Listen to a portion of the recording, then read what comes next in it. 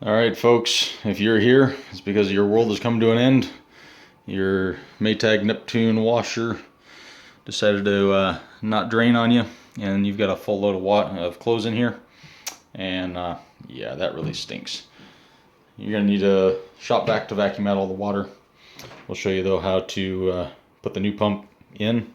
The water definitely has to come out because when you pull the pump out, you're going to have water leaking everywhere if you don't. There's good 14, 15 gallons in there, so make sure you suck it all out. We'll be right back. All right, we've got the water out of there. We're going to take the clothes out, put them into another basket that's got a solid bottom on it. You might be tempted to put them into your empty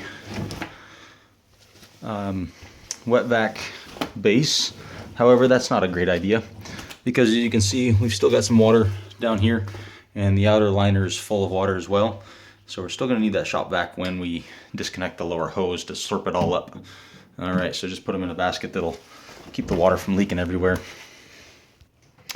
All right, to remove the rear access panel, this piece of plastic, this louvered vent, there's just 4 screws in these spots here. They come out real easy. Once you got that out of the way, you're good to go. And you can see where our pump's at. A 1/4 inch drive socket here or a flat blade screwdriver and there. We'll take both of those off. I'm going to disconnect that and slurp all my water out, and I'll be back. I should have mentioned that by slurping the water out, I meant take your drain hose, connect it to your shop vac hose, and go ahead and turn it on. You'll need to put your hand a little bit around the closing. Leave a little bit of air space though, so it doesn't completely collapse the hose or restrict on it.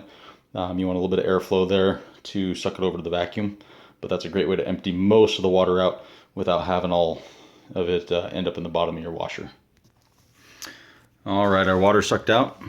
Hopefully not all of your rags or towels were in the washing machine when it went down. You still have a dry one. You're going to want to put that inside there. We're still going to have a little bit of water left in this hose and in the pump itself that will drain out. It's not a big deal. It's just nice to catch it instead of running all over the machine underneath. All right, I'll be back after I get those nuts on the hoses disconnected.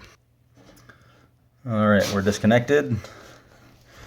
So those will just simply pull off.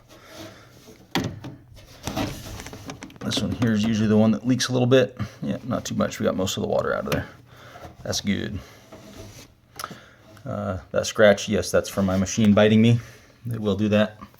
Make sure you don't catch any sharp edges. Now the rest of the pump here, before you disconnect any wires, you can simply just grab the base of it and twist it, and then it'll lift up and pull out.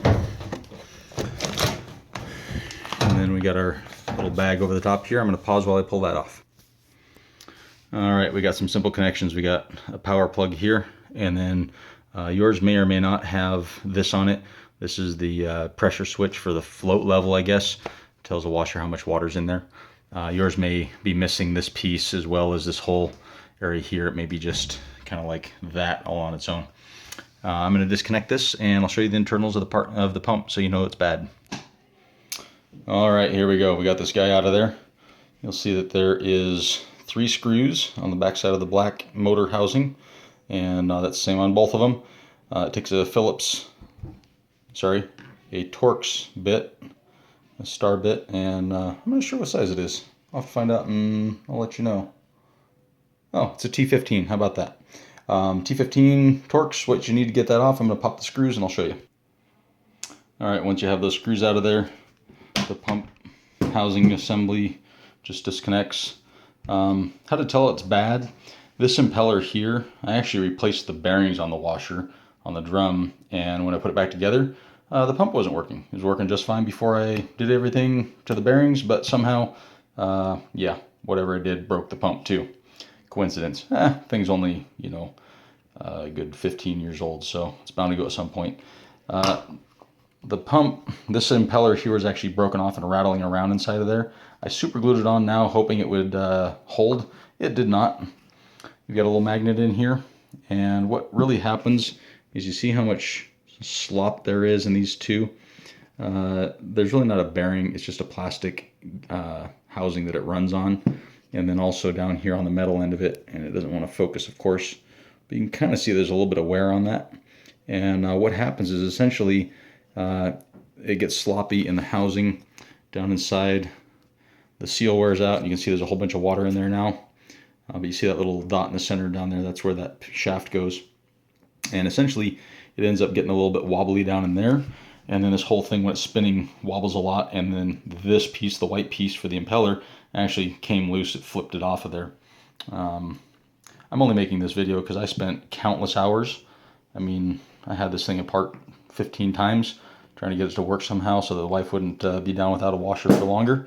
And it just didn't work, so I ended up ordering the new pump. The new pump, when you separate it, still has a crummy design. You've got an O-ring right here, but it doesn't really keep any water from getting inside of here, and I think that's kind of a design flaw. But you can see there isn't any slop really, just barely a little bit of slop on this one. And this shaft, once it's all put together, holds in there pretty tight. The other one was real sloppy. And this impeller I cannot get off there at all, so it makes me think that the other one was never supposed to come off. This came with a little bit of grease on the end of it. I don't really care for the small amount that's on there, especially with water always getting in there. So I'm going to grease that up just a little bit more. I'll use some anti-seize. It's aluminum based, so it won't affect the magnet that's on here because it's non-magnetic. And it will not dry out, will not get all gummy over time like a lot of other greases will. So use a good quality grease if you're going to try that yourself. I'll be back. All right, I got my little dollop of anti-seize or nickel on there. Put a little bit around this area too, that way it'll seal up a little bit better around the mouth of the housing. And just slide it back in there. Press the two back together. And it does want to seat up. Oh, don't get your rag in it. That'll keep it from seating up. There we go. Seat it up nice and tight now. I'm going to put a little bit of anti-seize around the O-ring itself as well, and put the two back together. Alright, we've got the pressure switch back on the new pump. I didn't show it because I needed two hands to do it, but this green clip here, if you just take a pair of needle nose pliers or regular pliers and squeeze in on that a little bit, these two edges there pop in and you can pull the rest of the housing out of there. And then you just use a pair of pliers to undo the hose clamp on that guy. Fit it onto the new one and you're all set to go. Alright, let's put it in. I should have mentioned before that if you forget which way this plug goes in or out, there's actually little indexing keys on this guy. You see those little nubs sticking out there on the top, and then on the power one you've got two nubs on the bottom and one on the top right, and so that can only get plugged back in one direction, so you really don't need to pay attention to how they came out. While you still have the pump out, it's not a bad idea to get in there and take that hose clamp off, take that lower boot off of there. Yours might look a little bit different. Mine didn't have a collection basket of any sort in it, but I've seen on YouTube where quite a few other folks had kind of a little mesh screen or a basket in there that caught coins and hair and junk like that. You definitely want to clean those out if you do find anything in there. It's a great time to pull that hose clamp and check the thing anyhow, and real easy to do. All right, let's put the pump back in and we'll connect it. It basically just goes back in the reverse. You see our little keyway down there on the bottom, and those little nubbins are going to drop in there and give it a twist. Make sure your wiring isn't bound up on anything. Yep, we're in there. Connect your hose. And the other one. And then just need your 1/4 inch drive.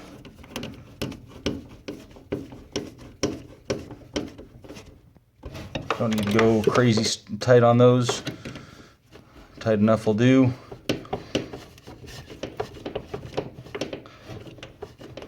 Alright, we're pretty much done there. Being the eternal pessimist that I am going to do a load of laundry, or that basket of wet towels, before I put the back of this thing back together, because I've already had it apart 1,000 times, but at this point I don't want to do it again. Alright, towels back in there, back to where we came from, and we're just going to do a quick cycle and see if she drains like she should. While we're waiting for the machine to go through its wash cycle here and hit the drain, another thing I wanted to point out, you can buy on Amazon just the pump motor itself, basically this assembly right here.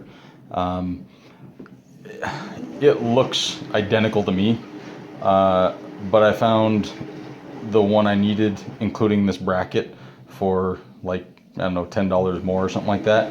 So I didn't chance it. I just ordered the whole entire unit. But if you're looking out there, like the part that I even ordered said it was for Whirlpool. I have a Maytag, and obviously it fit. It did say in the description it fits that as well.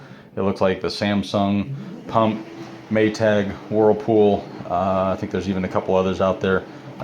It's the same exact pump for all of them. If it looks like that, you should be pretty safe. I didn't have any part numbers on mine. There's no stickers on mine when I got it out of there, so I couldn't reference that to anything. And that's kind of why I played it safe by buying the entire assembly and spending a little bit more. Yeah, we'll be back when this drains. Last note on that pump. I don't know if I said it before or not. It's worth saying though. If this thing looks worn out at all, has any slop in it to where it's rattling and banging, if your impellers come off of there, if it's making a horrendous noise when when it's assembled and in the machine and trying to pump, don't waste your time. Just order another one. Seriously, I spent forever on this thing, and I sound fairly calm now, but I guarantee you I might have said a few words that children should not be allowed to hear. All right, thanks. All right, we are definitely draining. We've got a good solid stream of water coming out of there. Our pump isn't very noisy either. Not nearly as noisy as what it was before. And doesn't look like it got any leaks down in there. A little bit of water from the hose dripping earlier. We're gonna call this a success. And yeah, this video is going to the editing floor. All right,